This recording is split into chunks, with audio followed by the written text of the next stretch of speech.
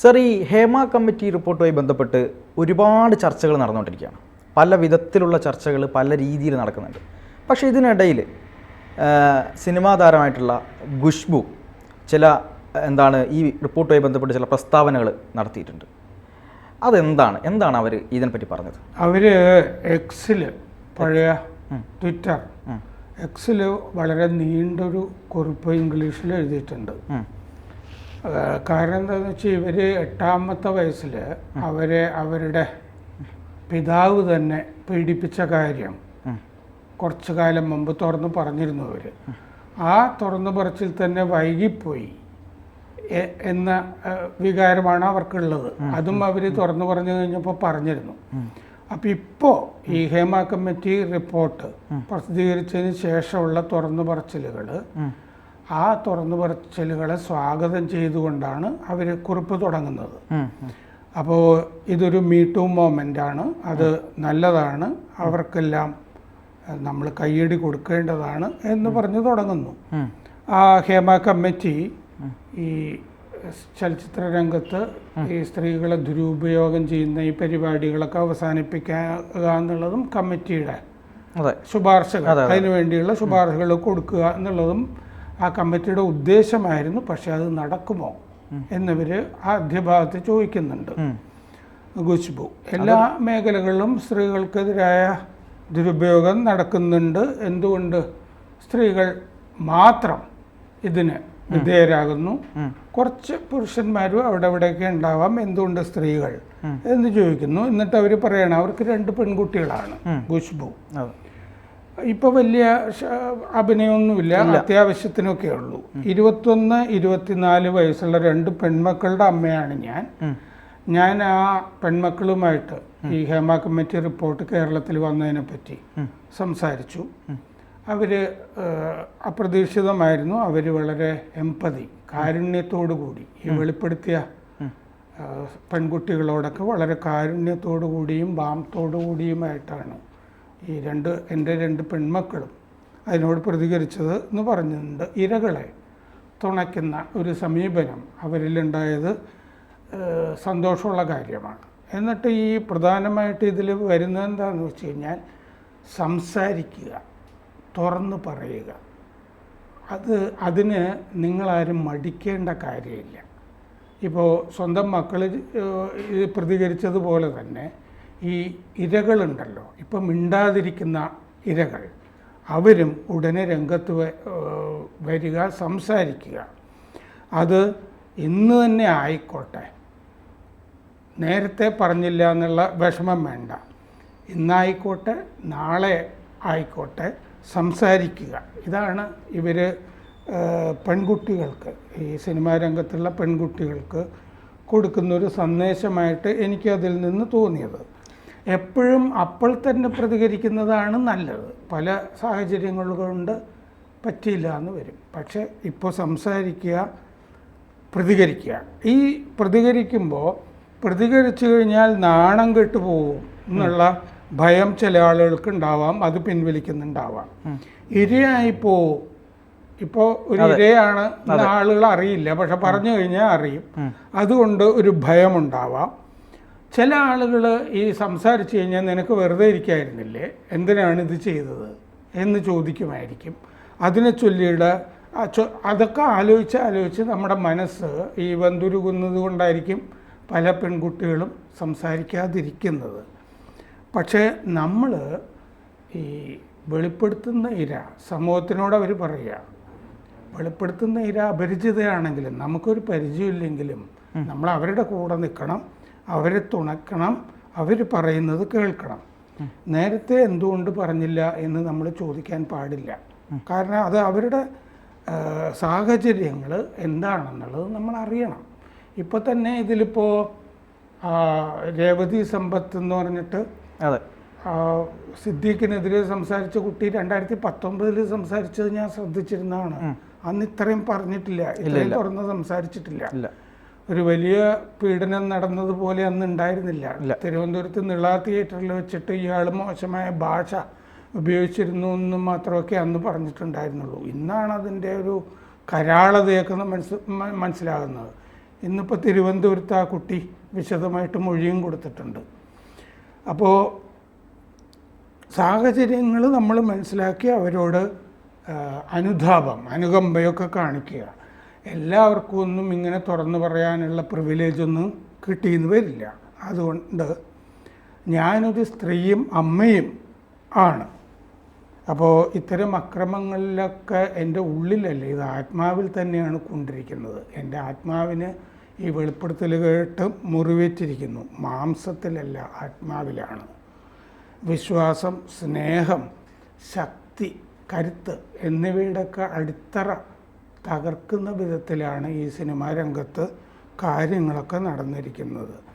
എല്ലാ അമ്മമാർക്കും സത്യത്തിൽ ഈ മക്കളെ സംരക്ഷിക്കാനുള്ള ഇച്ഛയുണ്ടാവും. അത് തകർന്നാൽ അത് നമ്മളെ ബാധിക്കും എന്ന് ഖുശ്ബു പറയുമ്പോൾ അത് ഇവിടുത്തെ ഈ AMMA സംഘടനയ്ക്കിട്ട് കുത്തിയതാന്നുള്ള കാര്യത്തിൽ സംശയമില്ല. ഇല്ല. കാരണം എല്ലാ അമ്മയ്ക്കും സംരക്ഷിക്കാനുള്ള ഇച്ഛയാണ് ഉണ്ടാവുക. പക്ഷെ അങ്ങനെ ഒരു ഇച്ഛ കാണുന്നില്ല എന്ന് കാണുമ്പോൾ അത് നമ്മളെ ബാധിക്കും. എന്ന് പറയുമ്പോൾ ആ സംഘടന തന്നെ കൂടെ നിൽക്കാത്തത് കൊണ്ടാണ് കൂടുതൽ പെൺകുട്ടികൾ വെളിപ്പെടുത്തലിന് വരാത്തത് എന്നതാണ് ഖുശ്ബു അത് കഴിഞ്ഞിട്ട് അവരുടെ ബാപ്പ അവരെ പീഡിപ്പിച്ച കാര്യം വീണ്ടും ആവർത്തിക്കുന്നുണ്ട് ഒരു വാചകത്തിൽ. നേരത്തെ അത് പറയേണ്ടതായിരുന്നു എന്ന് പറയുന്നുണ്ട്. പക്ഷെ എനിക്കത് സംഭവിച്ചത് കരിയറിലെ ഒരു കോംപ്രമൈസുമായി ബന്ധപ്പെട്ടതല്ല, ജോലിയുമായി ബന്ധപ്പെട്ടതായിരുന്നില്ല അത്. എങ്കിലും ഞാൻ നേരത്തെ പറയേണ്ടതായിരുന്നു. എന്നെ സംരക്ഷിക്കേണ്ട ആളായിരുന്നു പാപ്പ. പക്ഷെ അത് ചെയ്തില്ല. പുരുഷന്മാര് ഈ ഇരകൾക്കൊപ്പം ഇപ്പൊ നിൽക്കണം. ഒരു അമ്മ തന്നെയാണ് ഈ പുരുഷന്മാരെയൊക്കെ പ്രസവിച്ചത് എന്നവർ ഓർക്കണം. ഒരു സ്ത്രീയാണ്. അവർക്ക് സഹോദരിയുണ്ട്, അമ്മായിമാരുണ്ടാവും, ടീച്ചർമാരും ഒക്കെ ഉണ്ടാവും. ഒക്കെ സ്ത്രീകളാണ്. അത് ഓർത്തിട്ട് ഈ വെളിപ്പെടുത്തുന്ന ഇരകളുടെ കൂടെ നിൽക്കണം. ഐക്യദാർഢ്യം, അങ്ങനെ പ്രഖ്യാപിക്കുന്ന ഐക്യദാർഢ്യം അവർക്ക് പ്രതീക്ഷ നൽകും. അതുകൊണ്ട് കൂടെ നിൽക്കുക, സംരക്ഷിക്കുക. അഭിമാനവും കാരുണ്യവുമാണ് സ്ത്രീ പുരുഷന്മാരിൽ നിന്ന് പ്രതീക്ഷിക്കുന്നത്. അത് കൊടുക്കുക. സ്ത്രീകൾ ഒന്നിച്ചു നിന്നാൽ, സ്ത്രീകളുടെ കൂടെ പുരുഷന്മാരിൽ നിന്നാൽ ആണ് ശക്തി ഉണ്ടാവുക. ആ ശക്തി കൊണ്ടാണ് മുറിവുകൾ ഉണക്കാൻ കഴിയുക. അപ്പോൾ പല പെൺകുട്ടികൾക്കും ഇപ്പോൾ വെളിപ്പെടുത്തിയെങ്കിൽ കുടുംബം പോലും സംരക്ഷണയോ സുരക്ഷിതത്വമോ കുടുംബം പോലും കൂടെ നിന്നില്ല എന്നൊക്കെ വരും. ചെറിയ പട്ടണങ്ങളിൽ നിന്ന് കണ്ണിൽ നക്ഷത്രങ്ങളുമായിട്ട് വന്ന പെൺകുട്ടികളാണ് അവർ. എന്തെങ്കിലുമൊക്കെ ആകാം എന്നുള്ള സ്വപ്നങ്ങളുണ്ടായിരുന്നു. ആ സ്വപ്നങ്ങളൊക്കെ മുളയിൽ നുള്ളിപ്പോയി, അങ്ങനെ വാടിപ്പോയി. പക്ഷേ ഇത് ഉണരാനുള്ള ഒരു അവസരമായിട്ട് ആ പെൺകുട്ടികൾ എടുക്കുക. അതുകൊണ്ട് നോ എന്ന് പറയേണ്ടടുത്ത് നോ എന്ന് പറയുക. അന്തസ്സ് പണയം വയ്ക്കാതിരിക്കുക. അതുകൊണ്ട് കുട്ടികളെ വരിക, സംസാരിക്കുക എന്ന് പറഞ്ഞാണ് ഇത് തീരുന്നത്. ഇതാണ് മൊത്തത്തിൽ. അതിലുള്ള വേറെ കുറച്ച് ഭാഗങ്ങളുണ്ട്. അത് നമ്മൾ ചർച്ചയുമായിട്ട് ബന്ധപ്പെട്ട കാര്യങ്ങളല്ല. അത് ഈ അവർക്ക് നേരിട്ട പീഡനത്തിനെ പറ്റിയൊക്കെയുള്ള ഭാഗങ്ങളാണ്. അപ്പോൾ അവർ ഈ പെൺകുട്ടികളോട് പറയുന്നത്, നമ്മുടെ സിനിമാ രംഗത്തോട്, അവരും ഇവിടെ അഭിനയിച്ചിട്ടുള്ള നടിയാണ്, മലയാള സിനിമകളിലൊക്കെ അവർക്ക് ഈ രംഗമൊക്കെ നന്നായിട്ട് അറിയുകയും ചെയ്യാം. അപ്പോൾ അതുകൊണ്ട് സംസാരിച്ചു കൊണ്ടേയിരിക്കുക. സാർ, അത് എത്ര സുന്ദരവും അതുപോലെ തന്നെ എത്ര അർത്ഥവത്വമായിട്ടാണ്, അല്ലെങ്കിൽ അർത്ഥവത്തായ വാക്കുകളിലൂടെയാണ് അവർ ഈ പുതിയ ആളുകൾക്ക് അല്ലെങ്കിൽ ഈ ഇരകൾക്ക് അവരൊരു സന്ദേശം കൊടുത്തത്. കാര്യം, നിങ്ങൾ അനുഭവിച്ച ബുദ്ധിമുട്ടുകൾ നിങ്ങൾ തുറന്നു പറയണം. അതിനുള്ള സാഹചര്യം ഇപ്പോൾ ഉണ്ട്. മാത്രമല്ല, അവരുടെ സ്വന്തം പിതാവിനാൽ അവർ പീഡിപ്പിക്കപ്പെടുന്നു. അതൊരാൾക്ക് താങ്ങാവുന്നതിലും അപ്പുറമാണ്. ആ ഒരു സന്ദേശം മാത്രം നമ്മൾ നോക്കുമ്പോൾ കേരളത്തിലെന്നല്ല, ഇന്ത്യയിൽ പല ഭാഗത്തും, ലോകത്തിൻ്റെ പല ഭാഗത്തും തന്നെ സ്വന്തം കുടുംബങ്ങളിൽ സ്ത്രീകൾ അനുഭവിക്കേണ്ടി വരുന്ന ക്രൂരതയെ അവർ സ്വന്തം കുടുംബത്തിൽ നിന്നൊക്കെ ഉണ്ടായ ക്രൂരത ഒരിക്കൽ ഞാൻ ഓർക്കുന്നുണ്ട്. സെന്റ് തെരേസാസിൽ സംസാരിക്കുമ്പോൾ പാർവതി തിരുവോത്ത് തുറന്നു പറഞ്ഞിട്ടുണ്ട്. അങ്ങനെയൊക്കെ ഇപ്പോൾ സത്യത്തിൽ നമ്മൾ നോക്കുകയാണെങ്കിൽ ഇപ്പോൾ പുറത്തു നിന്ന് ഖുശ്ബു സംസാരിച്ചിരിക്കുന്നു. അവർ കൂടുതലും തമിഴ് സിനിമയിലൊക്കെ ആയിരുന്നല്ലോ. പക്ഷെ മലയാള സിനിമയിൽ തന്നെയുള്ള മുൻനിര നടികൾ, ഉർവശി അല്ലാതെ, ഈ ഉർവശിയും പാർവതിയും ഒക്കെ അല്ലാതെ അധികം പേർ രംഗത്ത് വന്നതായിട്ട് കാണുന്നില്ല. അതല്ലേ സത്യം. ഈ വെളിപ്പെടുത്തുന്ന ഇരകൾക്ക്, പെൺകുട്ടികൾക്ക് ധൈര്യം കൊടുക്കേണ്ടിയിരുന്നത് ഇവിടുത്തെ മുൻനിര. ഇപ്പം ഉർവശി തന്നെ പറയുന്നത് ഉള്ളൊഴുക്ക് എന്ന് പറഞ്ഞ സിനിമയിൽ പാർവതിയുടെ കൂടെ അഭിനയിച്ചത് കൊണ്ടാണ് എനിക്ക് ഈ ധൈര്യമൊക്കെ കിട്ടിയത് എന്നുള്ളതാണ്. കഴിഞ്ഞ ദിവസം മറ്റേ മാലാ പാർവതിയും പറയുന്നുണ്ടായിരുന്നു, ഞങ്ങളുടെയൊക്കെ അപ്ബ്രിങ്ങിങ്, ഞങ്ങൾ കുടുംബത്തിൽ പല സംരക്ഷണയിലും ഒക്കെ വളർന്നത് കൊണ്ട് ഞങ്ങളൊക്കെ ഇങ്ങനെ തുറന്നൊന്നും സംസാരിക്കാൻ നമുക്കില്ല. പാർവതി തിരുവോത്തിനെയൊക്കെ കണ്ടുമ്പോൾ അവർ രാഷ്ട്രീയമൊക്കെ പറയുന്നത് കേൾക്കുമ്പോൾ ഭയങ്കര അഭിമാനം തോന്നുന്നു എന്ന് പറയുന്നു. പക്ഷേ നമുക്ക് അങ്ങനെ അഭിമാനിക്കാനായിട്ടുള്ള മുഹൂർത്തങ്ങൾ ഈ ഘട്ടത്തിലും അധികം മലയാള സിനിമാ രംഗത്ത് ഉണ്ടായിട്ടില്ല എന്നുള്ളതാണ് വാസ്തവം. മുൻനിര നടികളൊന്നും ഒക്കെ പുറകില്ല, മുൻനിര നടന്മാരും അതെ മൗനമാണ്, മുൻനിര നടന്മാരും അതെ, മുൻനിരയിൽ നിന്ന് ഈ ഉർവശിയും പാർവതിയും അല്ലാതെ അധികം പേരൊന്നും ഈ സപ്പോർട്ടുമായിട്ട് രംഗത്ത് വന്നിട്ടില്ല. പലതരം ഭയങ്ങൾ ഉണ്ടായിരിക്കും, ഭാവിയെ സംബന്ധിച്ചിട്ടുള്ള വിഹ്വലതകളൊക്കെ കാണുമായിരിക്കും. പക്ഷേ സിനിമയൊക്കെ പലതും കിട്ടാതിരുന്നിട്ടും പാർവതിയും ഒക്കെ ഇത്രയൊക്കെ ആവശ്യമുള്ളതൊക്കെ മതി എന്ന് പറഞ്ഞിട്ട് ആരെങ്കിലുമൊക്കെ ഇപ്പോൾ തുറന്നു പറഞ്ഞാലല്ലേ ഈ ശുദ്ധികലശം ഈ രംഗത്ത് നടക്കുള്ളൂ. അത്യാവശ്യമായിട്ടുള്ള ഇപ്പോൾ കഴിഞ്ഞ ദിവസം പത്മപ്രിയ പറഞ്ഞ പോലെ സിനിമ എന്ന് പറഞ്ഞാൽ അഭിനയം മാത്രമല്ല. ഇന്നിപ്പോൾ ഒരു ഹെയർ ഡ്രസ്സറൊക്കെ തുറന്നു പറഞ്ഞിട്ടുണ്ട് അവർക്കുണ്ടായ സിനിമാ രംഗത്ത്. അപ്പോൾ ഇതിൽ 70+ ട്രേഡ്സ് സിനിമയായി ബന്ധപ്പെട്ടിട്ടുണ്ടെന്നാണ് പത്മപ്രിയ പറഞ്ഞത്. ഈ ഇങ്ങനെ ഹെയർ ഡ്രസ്സിങ്, മേക്കപ്പ് നമ്മൾ നോക്കുമ്പോൾ ഈ അഭിനയിക്കുന്നവർ മാത്രമല്ലേ ഉള്ളൂ, അല്ലാതെ എത്രയോ പേര് ഇതിൽ ഉപജീവനം നടത്തുന്നുണ്ട്. തീർച്ചയായിട്ടും 70 ട്രേഡ്സ് എന്ന് പറയുന്നത്. അപ്പോൾ അവർക്കുമൊക്കെ സുരക്ഷിതമായിട്ടുള്ള അക്കൗണ്ടബിലിറ്റി ഉള്ള ഒരു രംഗമായിട്ട് മലയാള സിനിമാ രംഗം മാറേണ്ടതുണ്ട്. അപ്പോൾ ഇത്തരം കാര്യങ്ങൾ മുഖ്യധാരാ മാധ്യമങ്ങൾ ചർച്ച ചെയ്യുന്നില്ല എന്നുള്ളതുകൊണ്ടാണ് നമ്മൾ ഇവിടെ ഇപ്പോൾ ഖുശ്ബു സുന്ദർ പറഞ്ഞ കാര്യം കൂടി നമ്മൾ ചർച്ച ചെയ്യുന്നത്. അതെ, സാറ് പറഞ്ഞതുപോലെ ഈ മലയാള സിനിമയ്ക്കകത്ത് നിൽക്കുന്ന മുൻനിര നായികമാർ അവരുടെ പല പ്രശ്നങ്ങളും അല്ലെങ്കിൽ അവരുടെ ഭാവിയെക്കുറിച്ചൊക്കെ ഓർത്തായിരിക്കാം അവർ ഇത്തരം തുറന്നു പറയുന്ന ആളുകൾക്ക്, തുറന്നു പറയുന്ന ഇരകൾക്ക് വേണ്ടത്ര ഒരു സപ്പോർട്ടൊന്നും കാര്യമായിട്ട് കൊടുക്കുന്നില്ല.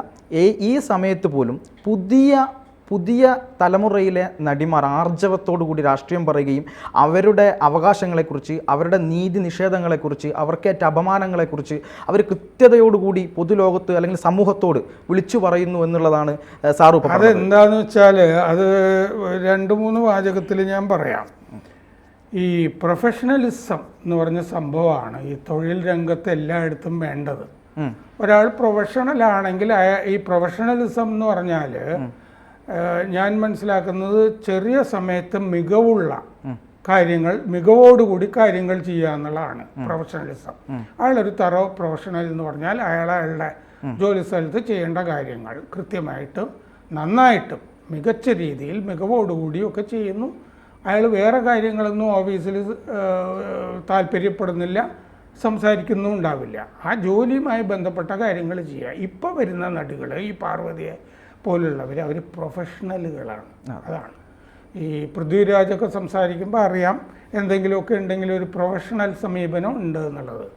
മുമ്പ് ഇപ്പോൾ ഇവിടെയുള്ള മൗനം പാലിക്കുന്ന 2 മുൻനിര നടന്മാരും പ്രൊഫഷണലുകളല്ലാത്ത സംവിധായകരൊക്കെ വളർത്തിക്കൊണ്ടുവന്ന ആളുകളാണ്. ഇപ്പോൾ സംവിധായകരുമൊക്കെ പുതിയ തലമുറയിലുള്ളവർ. അപ്പോൾ തലമുറ മാറ്റം സത്യത്തിൽ സിനിമയിൽ സംഭവിച്ചിരിക്കുന്നു. അതുകൊണ്ടാണ് ആ പുതിയ തലമുറ കുറേ കാര്യങ്ങൾ നമുക്ക് നഷ്ടം വന്നാലും ആയിക്കോട്ടെ, ഈ രംഗം ഒന്ന് വൃത്തിയാകട്ടെ. മാത്രമല്ല ഈ മുൻനിര നടന്മാരുടെ സിനിമകളൊന്നും അല്ലല്ലോ ഇപ്പം നന്നായിട്ട് ഓടുന്നത്. അതെ, പുതിയ തലമുറയിൽ ഇപ്പോൾ മഞ്ഞുമ്മൽ ബോയ്സ്, പ്രേമലു എന്നൊക്കെ പറഞ്ഞ സിനിമകളൊക്കെയാണ്. അതൊക്കെ പുതിയ ആളുകൾ വന്നിട്ട് ചെറിയ ബഡ്ജറ്റിലൊക്കെ എടുത്തതാണ്. ഇപ്പോഴെന്താന്ന് വെച്ച് കഴിഞ്ഞാൽ 3 സിനിമയോ മറ്റോ ഈ കഴിഞ്ഞ ആഴ്ചയും ഈ ആഴ്ചയൊക്കെ ആയിട്ട് വന്നത് പൊട്ടിപ്പോയി എന്നാണ് പറയുന്നത്. ആകെ 10 ലക്ഷം രൂപയോ മറ്റോ ആണ് തിയേറ്ററിൽ നിന്ന് കിട്ടിയിരിക്കുന്നതെന്ന് ഞാൻ ഇന്നൊരു സ്ഥലത്ത് വായിച്ചു. അപ്പോൾ ഈ രംഗത്ത് നിൽക്കുന്ന ഈ മുൻനിരക്കാരെ പറ്റി തന്നെ ഒരു മതിപ്പില്ലായ്മ പ്രേക്ഷകർക്ക് ഉണ്ടായി എന്നാണ് അർത്ഥം. ആ മതിപ്പ് തിരിച്ചു പിടിക്കാൻ ഇവർ പ്രൊഫഷണലുകൾ മാത്രമല്ല ആണുങ്ങളാവുകയും കൂടി ആവശ്യമുണ്ട്. എന്തായാലും ഈ നീതി നിഷേധിക്കപ്പെട്ട ഈ ഇരകൾക്ക് അല്ലെങ്കിൽ നമ്മുടെ സഹോദരിമാർക്ക് കൂടുതൽ കരുത്ത് പകരുന്നതാവട്ടെ ഈ ഖുശ്ബുവിൻ്റെ ഈ ഒരു തുറന്നെഴുത്ത്, അങ്ങനെ പ്രതീക്ഷിക്കാം. ശരി.